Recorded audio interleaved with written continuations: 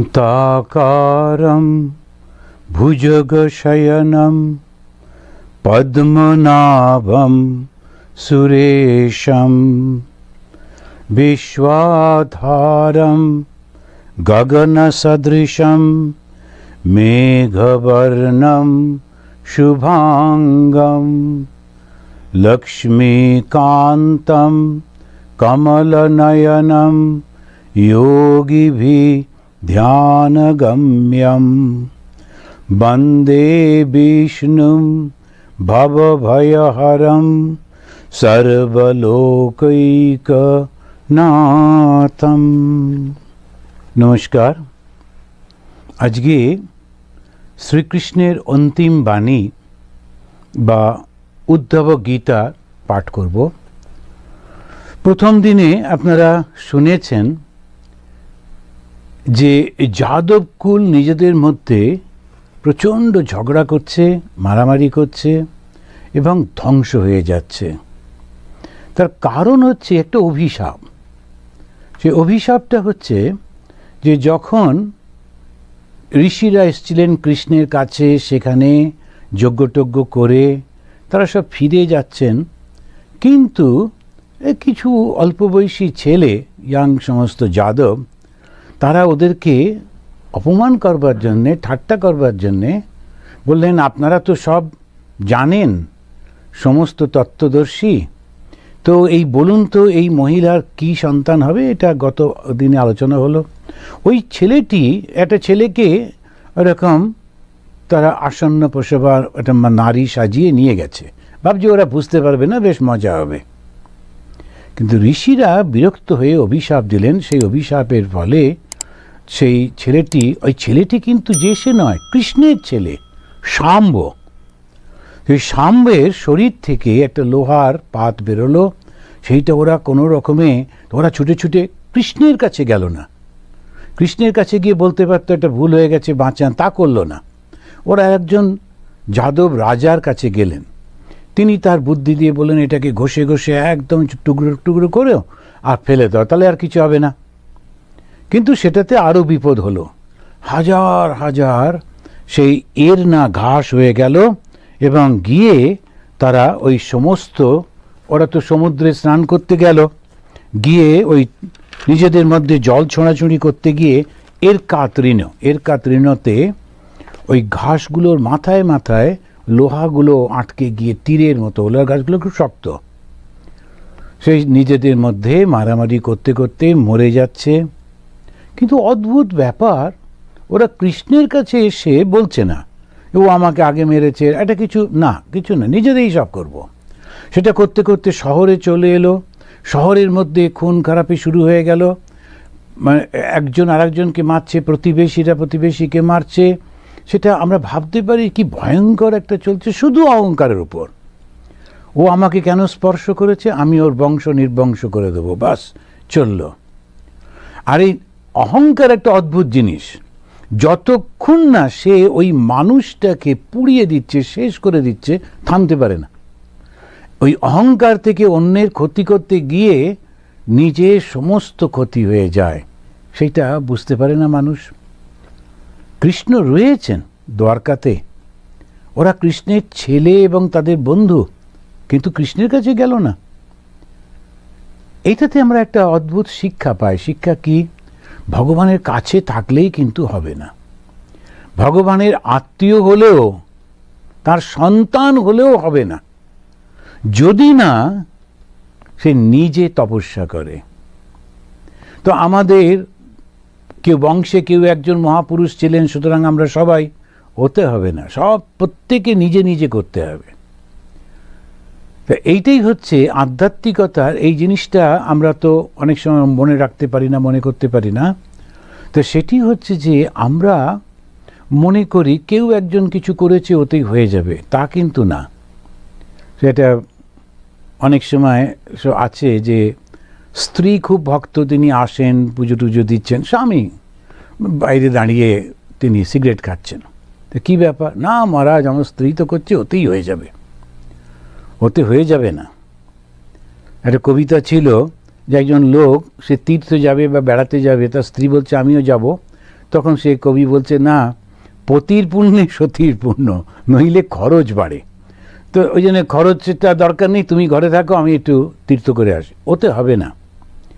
এখানে প্রত্যেকে ইন্ডিভিজুয়াল। শঙ্করাচার্য তার বিবেক চূড়ামণিতে বলছেন যে তোমার মাথায় যদি একটা বোঝা থাকে, অন্য কেউ এসে সে বোঝাটা নামিয়ে দিতে পারে।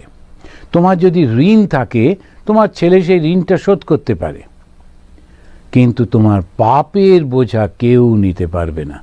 মনে পড়ে সেই যখন নারদকে ধরেছেন, তো পরবর্তীকালে তিনি বাল্মীকি হলেন, তো তিনি ধরে বলছেন যে আমি, নারদ বলছেন তুমি এরকম পাপ করছো কেন বলো দেখি? তো বলছেন, না, আমি এটা করি, খুন খারাপি করি, লুটপাট করি, করে আমার বাবা মা স্ত্রী পুত্র বাচ্চাদের সব খাওয়াই, তো পাপটা ভাগ হয়ে যাচ্ছে। বল, তাই নাকি? যাও গিয়ে জিজ্ঞেস করে এসো, আমাকে বেঁধে রেখে যাও, আমি যদিও পালাবো না, তবু তোমার স্যাটিসফ্যাকশন। বেঁধে টেঁধে রেখে গেল। বাবা বললেন, দেখো তোমাকে বড় করেছি, তাকে তুমি পরবর্তীকালে আমি যখন বৃদ্ধ হব আমাকে দেখাশুনো করবে, তোমার পাপ তো আমি নেব না। মাও তাই বললেন। স্ত্রী বললেন, তোমাকে বিবাহ করেছি তোমার সংসার প্রতিপালন করব, কিন্তু তোমার পাপ কেন নিতে যাব? পুত্র সেও তাই বলল, আমাকে তুমি দেখাশুনো করছো, আমি বড় হয়ে তোমাকে দেখাশুনো করব, কিন্তু তুমি কিভাবে আমাকে দেখাশুনো করছো সেটা আমার দেখার কর্তব্য না, তোমার পাপের ভাগে আমি হব না। কেউ কারো পাপ নেবে না, কিছুতে হয় না। তো এই কারণেতেই বলা হচ্ছে, যেমন ঠাকুর একটাই বারণ করেছেন, ভগবান শ্রীরামকৃষ্ণদেব একটাই বারণ করেছেন যে তোমরা ওই শ্রাদ্ধের অন্নটা খেও না। কেন? ওই সেই সময় মন্ত্র বলে বলে যে যিনি মারা গেছেন তার সব ওই পাপগুলো তোমাদের যারা যারা খাবে ওদের মধ্যে একটু ভাগ করে নেওয়া হোক, তাহলে একটু সুবিধা হয়, ও একটু কমবে পাপের ভাগ। কিন্তু ওটা হয় না। তো যাই হোক, তো বারণ করেছেন। তো এখন এই যে পাপের ভাগ হলো, শাম্ব সে মারা গেল না, কৃষ্ণের ছেলে, কিন্তু তার সেতি হয়ে গেছিল, সারা গায়ে সেতি হয়ে গেছিল, খুবই কষ্ট পেত এবং খুব লজ্জার মধ্যে থাকতো। সূর্যের উপাসনা করত। শোনা যায় এক ধরনের মলম লাগিয়ে ওই সূর্যের আলোতে এক্সপোজ করে থাকলে সেতিটা অনেক কমে যায়। আমি একজনকে দেখেছিলাম, একদম ঠিক হয়ে গেল, একটা কি মলম লাগিয়ে লাগিয়ে সূর্য। তো এই সূর্য উপাসনা বলা হচ্ছে, উনি সূর্য উপাসনা করতেন সেইটা পরবর্তীকালে। কিন্তু সব শেষ হয়ে যাচ্ছে, কৃষ্ণ নির্বিকার বসে আছেন। আর একটা দলকে দেখলাম, তারা ভগবানের বিশ্বাসই করে না, ভগবান তাদের কাছেই রয়েছেন, কৃষ্ণ তাদের কাছেই রয়েছেন, কিন্তু তারা কৃষ্ণের কাছে যাচ্ছে না। এরা অবিশ্বাসীর দল, সব নিজেদের মধ্যে মারামারি করে কর্মফলে শেষ হয়ে যাচ্ছে। ভগবান তাদের রক্ষাও করছেন না, একটা আঙুলও তুলছেন না। আর এক দল ভগবানে বিশ্বাস করে কিন্তু ভালোবাসে না। ওরা গেছে ভগবানের কাছে, কৃষ্ণের কাছে গিয়ে বলছে এরকম হচ্ছে সমস্ত শহর জুড়ে, আমরা কি করি? তখন উনি বললেন, তোমরা প্রভাসে চলে যাও, গিয়ে ওইখানেতে স্নান করে তোমরা একটু তপস্যা করো, তাহলে এই পাপটা থেকে মুক্ত হয়ে যাবে। এই যে পাপ ওরা করছে অহংকারের থেকে, যেটা কেন? তোমরা আমার কাছে এসেছো, ভগবানের আশ্রয় যে নেবে ভগবান তো তাকে রক্ষা করবেন। দেখুন এই গল্পটার মধ্যে দিয়ে কীরকম আমরা শিক্ষা পাচ্ছি।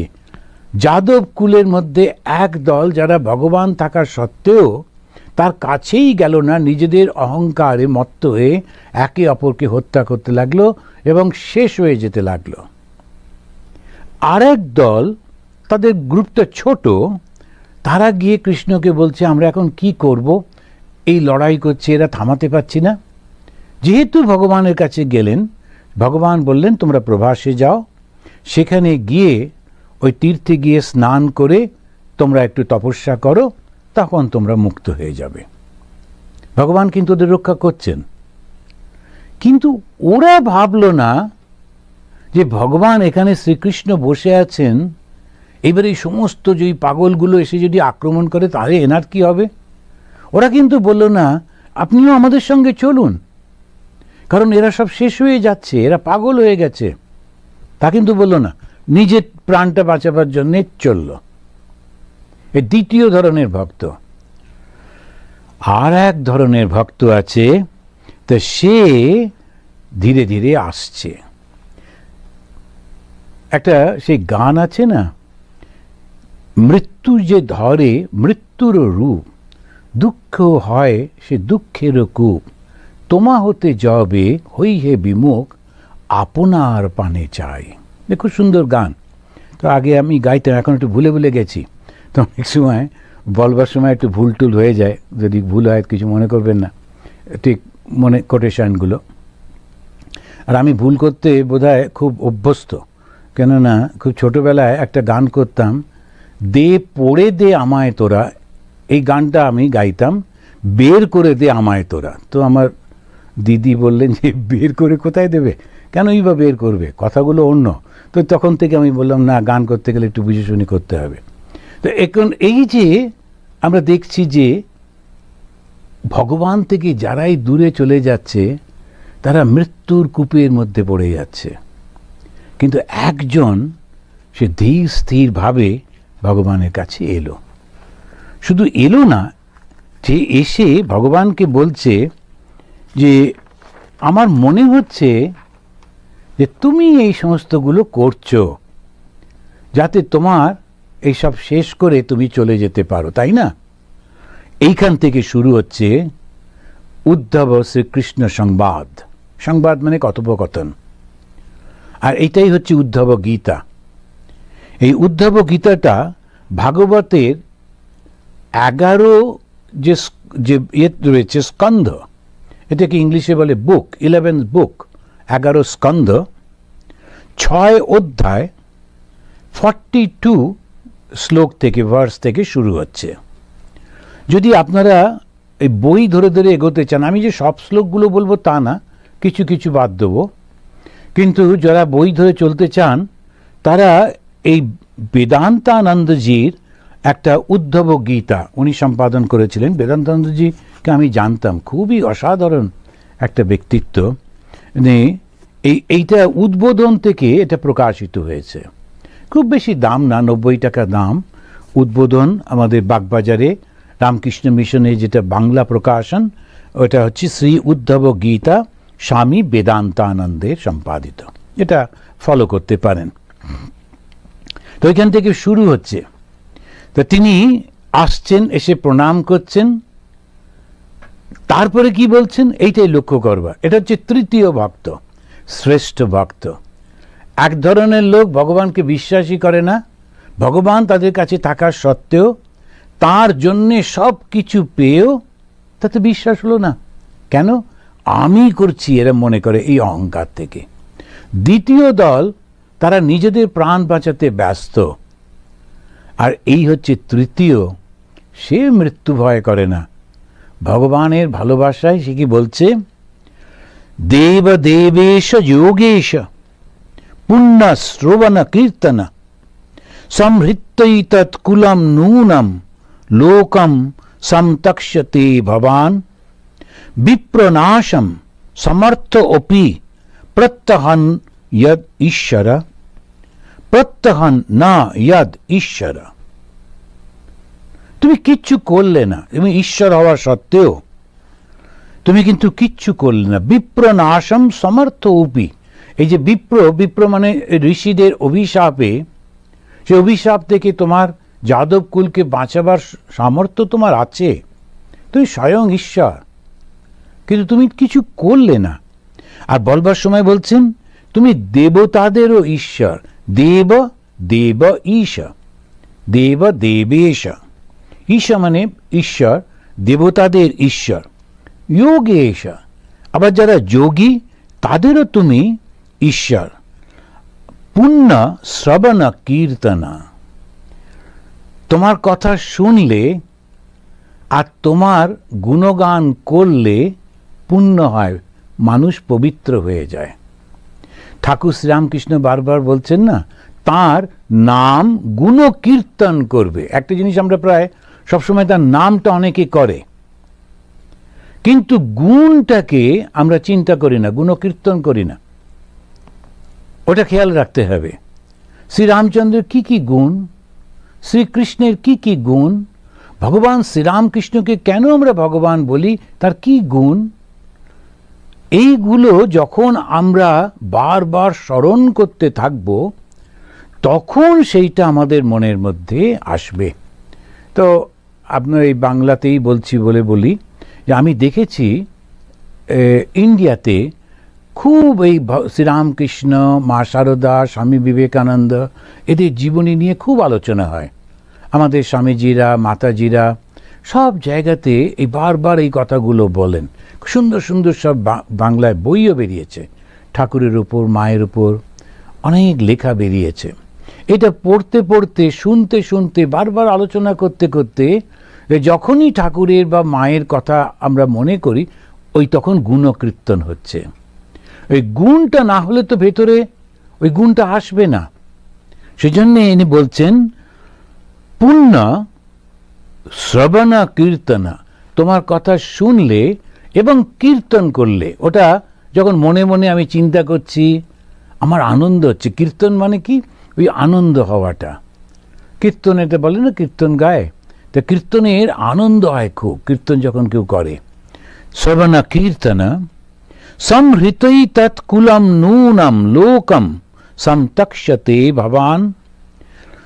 সক্ষম হওয়া সত্ত্বেও তোমার মধ্যে শক্তি আছে, তবু তুমি কিন্তু এটা করলে। তা মনে হচ্ছে, ওই উদ্ধব বলছেন, ভগবান মনে হচ্ছে তুমি লীলা সম্বরণ করতে চাইছো, তাই না?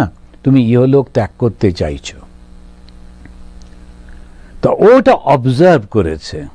দেখুন কেন অবজারভেশন পাওয়ার। কিন্তু ও ভয় পাচ্ছে না। কেন ভয় পাচ্ছে না? কেননা ওর মৃত্যু আশঙ্কাই নেই। কেন মৃত্যুর আশঙ্কা নেই?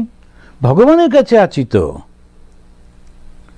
এই হচ্ছে জ্ঞানী। উদ্ধব জ্ঞানী, কিন্তু উদ্ধব ভক্তের মতো ব্যবহার করছেন। উদ্ধব জানেন তার জন্ম নেই, মৃত্যু নেই, কিন্তু তথাপি তিনি খুব সুন্দর এই ভক্তকে উত্তম ভক্ত। শ্রীরামকৃষ্ণদেব বলছেন না, অধম, মধ্যম এবং উত্তম ভক্ত। অধমগুলো ওইগুলো যারা একদম ঈশ্বরে বিশ্বাসী করে না, নিজেরা কিছু করতে যায়, এই করতে গিয়ে সব নিজেরাই মারামারি করে মরে। মধ্যম ভক্তগুলো খানিকটা নিজের যখন বিপদ আপদ তখন ভগবানের কাছে ছোটে, তো দেখুন দেখি বাঁচাতে পারেন কি না। হ্যাঁ, ভালো ডাক্তার দেখাচ্ছি, তবু একটু ভগবানের কেউ একটু পুজো দিয়ে দিই, এরকম সমস্ত মধ্যম ভক্ত। উত্তম ভক্ত ওইসব কিছু না। ও জানে ভগবানের কাছে আমি থাকবো, আমার কিচ্ছুটি হবে না। আমার কিচ্ছু হবে না মানে এই শরীরে? না না, এই শরীর তো যাবেই। ভগবান স্বয়ং তো ত্যাগ করলেন। মনে আছে যখন ওই সেই লোহাটা ওরা ছোট ছোট ছোট ছোট টুকরো করলো, একটা বড় টুকরো থেকে গেছিল, জলে ফেলে দেওয়া হয়েছিল। সেইটা একটা মাছ খেয়েছিল। সেই মাছটা আবার একটা জেলে ধরেছিল।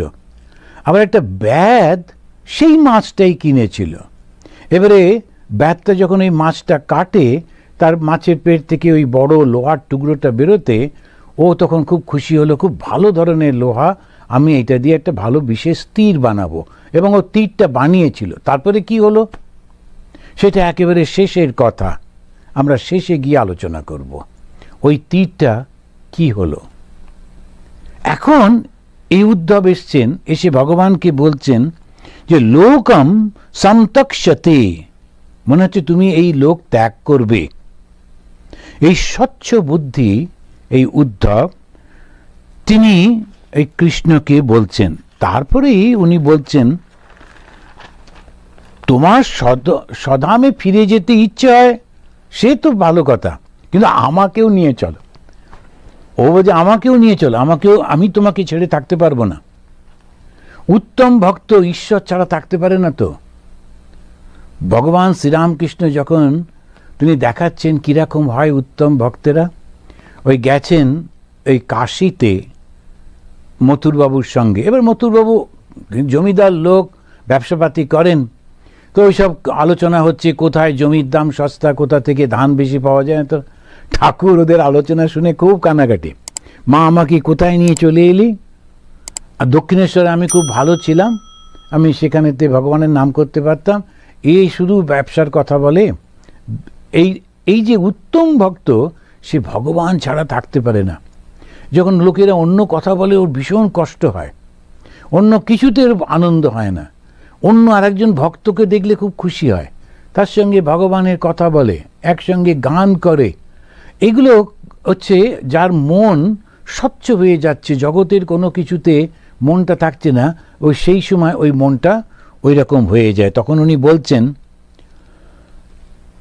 নাহম তবাঙ্ঘ্রি কমলম শনার্ধম অপি কেশব ত্যক্তুম সমুৎসাহে নাথ স্বধাম নয়মামপি। আমি তোমার চরণ কমল ত্যাগ করে শনার্ধম অপি, শনা মানে চোখের পলক পড়লে যেই সময়টুকু, তাকেও যদি আর্ধেক করা হয়, সেইটুকু সময়েও আমি তোমাকে ছেড়ে থাকতে পারবো না। 43 ভার্সে বলছেন, তো আমি তোমাকে এটা ছেড়ে থাকতে পারবো না। না হাম তবাঘ্রি কমলম, তোমার চরণ কমল ছেড়ে, এইটা আমাদের একটা ওয়ে অফ এক্সপ্রেশন।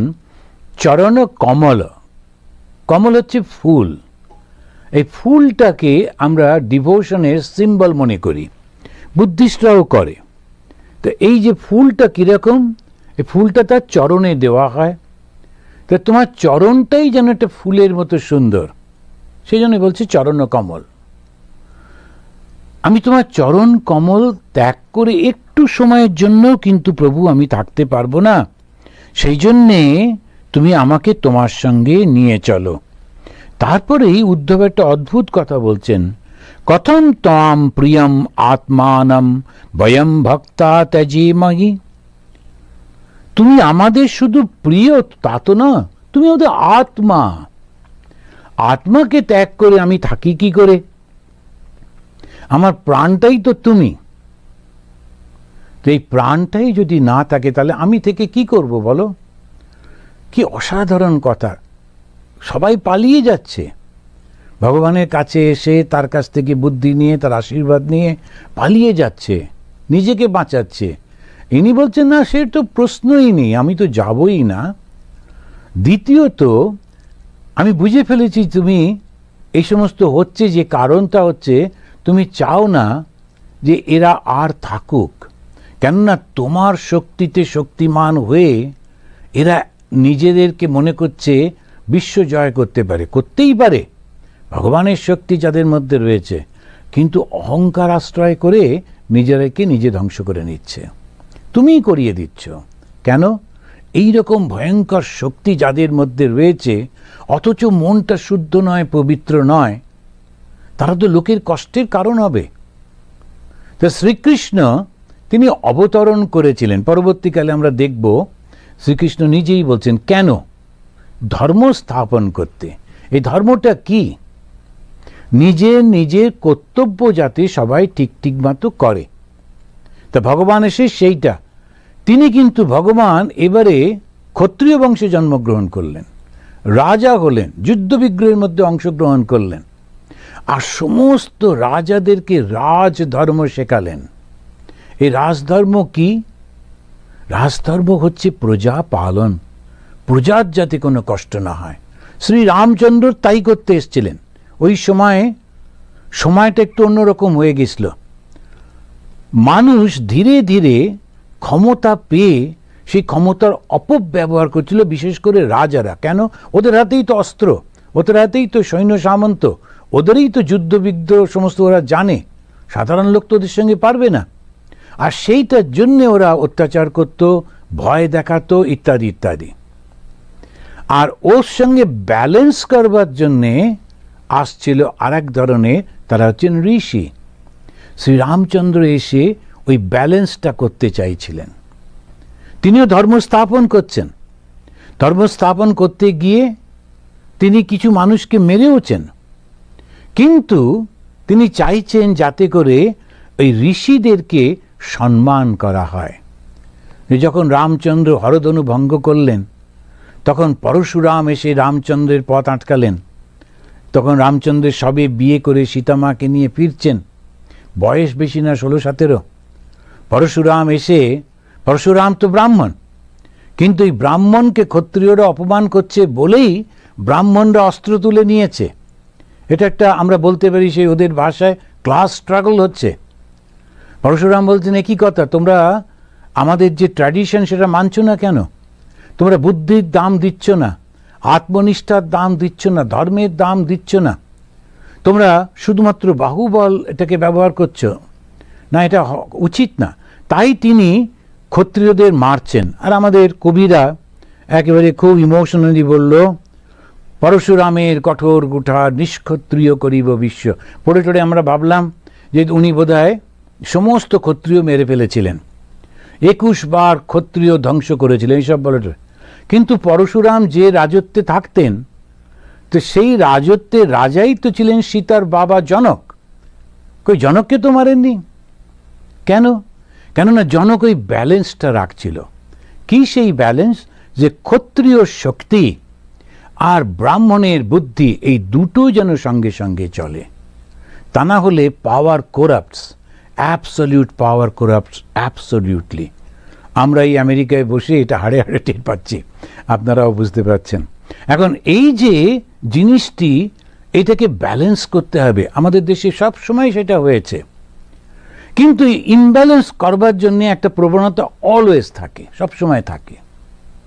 তা রামচন্দ্র করেছিলেন, কৃষ্ণ সেইটাই করলেন।